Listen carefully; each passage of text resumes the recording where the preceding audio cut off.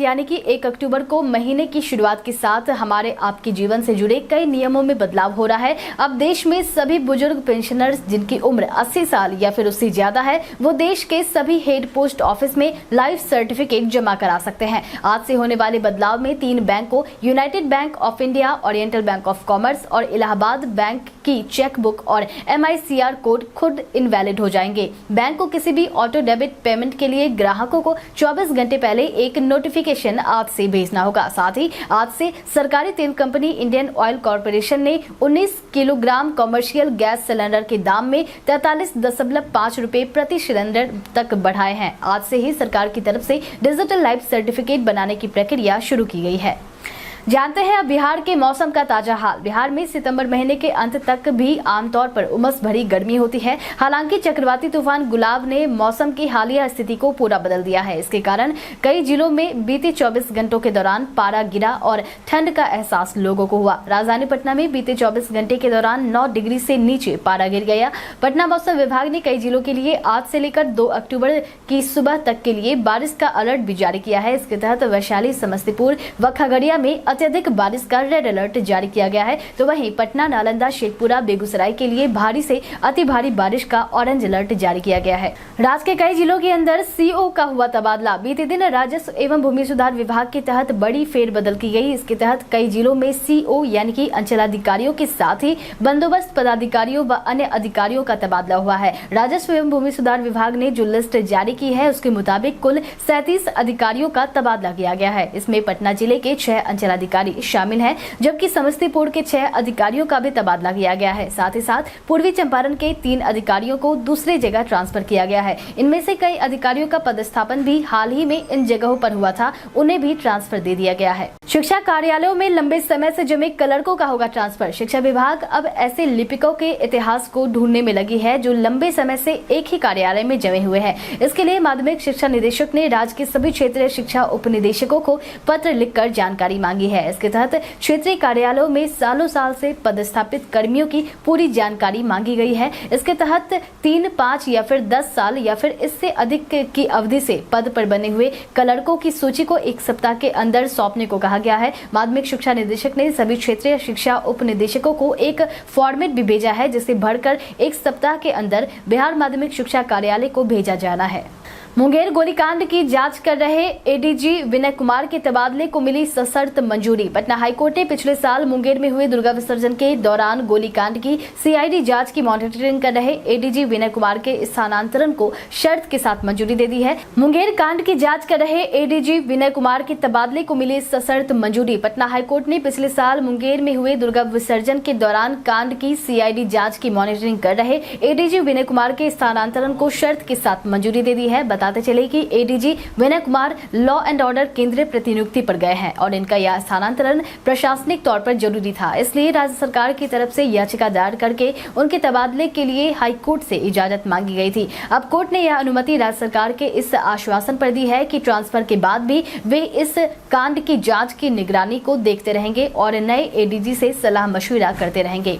बिहार में 3 जिलों से 6 नए कोरोना संक्रमितों की हुई पुष्टि। बिहार में गिने चुने कोरोना के मामले पाए जा रहे हैं। स्वास्थ्य विभाग के द्वारा जारी किए गए ताजा आंकड़ों के मुताबिक बीते दिन के पिछले 24 घंटे के दौरान बिहार में 6 नए संक्रमितों की पहचान हुई है। इसके तहत सबसे अधिक पटना से 4 नए मामलों की पुष्टि हुई है। वहीं जहानाबाद और किशनगंज जिले से एक नए मरीज सामने आए हैं। इस दौरान 6 मरीज रिकवर भी हुए हैं, जिसके बाद राज्य में कोरोना के कुल एक्टिव मरीजों की संख्या 53 हो गई है। वहीं अब रिकवरी दर 98.66% हो गया है।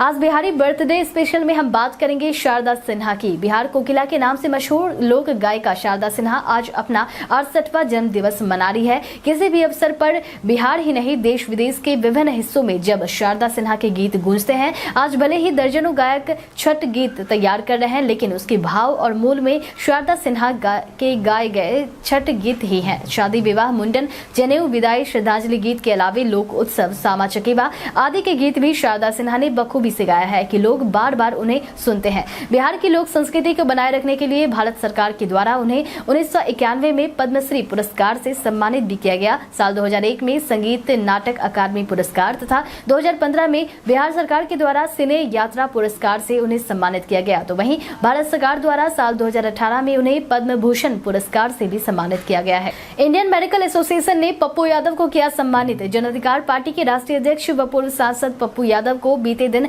इंडियन मेडिकल एसोसिएशन की तरफ से कोरोना वॉरियर के रूप में सम्मानित किया गया। बीते दिन दिल्ली से आए डॉक्टरों ने IMA के दरभंगा जिलाध्यक्ष के साथ मिलकर पप्पू यादव के नाम का मोमेंटो और सर्टिफिकेट उनके प्रतिनिधि व जाप नेता डॉक्टर मुन्ना खान को प्रदान किया है। इस दौरान IMA दरभंगा जिलाध्यक्ष ने कहा कि देश भर के गिने चुने हुए वैसे लोगों को जिन्होंने कोरोना से पीड़ित लोगों और उनके परिजनों की सेवा की, उन्हें IMA की ओर से कोरोना वॉरियर के सम्मान से नवाजा जा रहा है।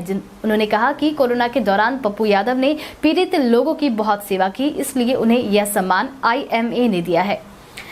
BSPHCL ने स्मार्ट प्रीपेड मीटर को लेकर उपभोक्ताओं को किया जागरूक। बिहार सरकार लोगों को पुराने मीटर की जगह नए स्मार्ट प्रीपेड मीटर बदलने को लेकर कई तरह से जागरूक कर रही है। इसके तहत बीते दिन Bihar state power holding company limited की तरफ से एक वेबिनार का आयोजन किया गया, जिसके तहत उपभोक्ताओं को स्मार्ट प्रीपेड मीटर लगवाने और इसके फायदे को लेकर जागरूक किया गया। इस वेबिनार में सीनियर ऑफिसर के द्वारा अद्यतन स्थितियों के बारे में भी बताया गया और कहा गया कि बिहार में बिजली की खपत 6600 मेगावाट से अधिक हो गई है। मुख्यमंत्री के मार्गदर्शन में स्मार्ट प्रीपेड मीटर की स्थापना का अभियान युद्ध स्तर पर चल रहा है। इसे लगाने का काम मुजफ्फरपुर से शुरू किया गया था और अब इसे पूर्णिया, समस्तीपुर, वैशाली, नालंदा, गया और अन्य जिलों तक बढ़ा दिया गया है।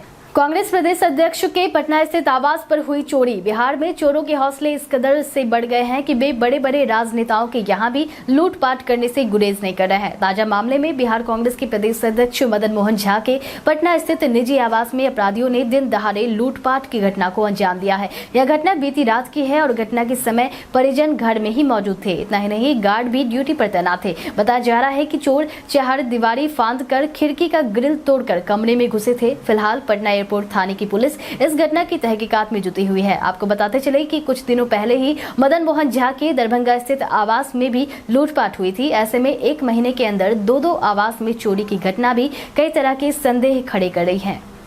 राजद उपाध्यक्ष ने नवजोत सिंह सिद्धू से की कन्हैया की तुलना। बिहार के महागठबंधन में राजद, कांग्रेस और CPI का गठबंधन बना हुआ है, मगर हाल ही में राजद के वरिष्ठ नेता शिवानंद तिवारी ने कन्हैया कुमार के कांग्रेस में शामिल होने के बाद उन पर तीखा हमला बोला है। इतना ही नहीं, उनकी तुलना पंजाब कांग्रेस के सिद्धू से कर दी है। निजी चैनल ETV से बातचीत के दौरान शिवानंद तिवारी ने कहा कि कांग्रेस जिस तरह से छात्र नेता कन्हैया कुमार को स्टार की तरह से पेश कर रही है, वह कांग्रेस के लिए भारी पड़ सकता है। राजद के राष्ट्रीय उपाध्यक्ष की माने तो कांग्रेस की सियासत के लिए छात्र नेता कन्हैया कुमार दूसरे नवजोत सिंह सिद्धू साबित हो सकते हैं।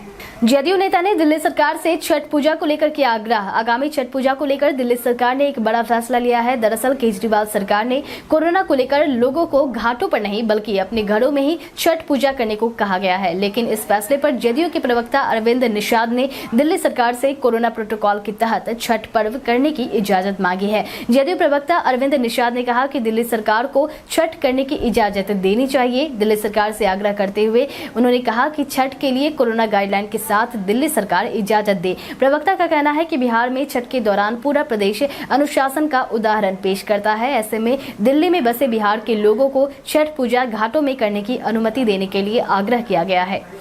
धोनी के छक्के ने जीत लिया सबका दिल। धोनी ने कई बार विनिंग शॉट में छक्के लगाकर लोगों का दिल जीता है और ऐसा ही कल भी IPL के मैच में देखने को मिला। बीते दिन शारजाह में खेले गए IPL 2021 के 44वें मुकाबले में चेन्नई सुपर किंग्स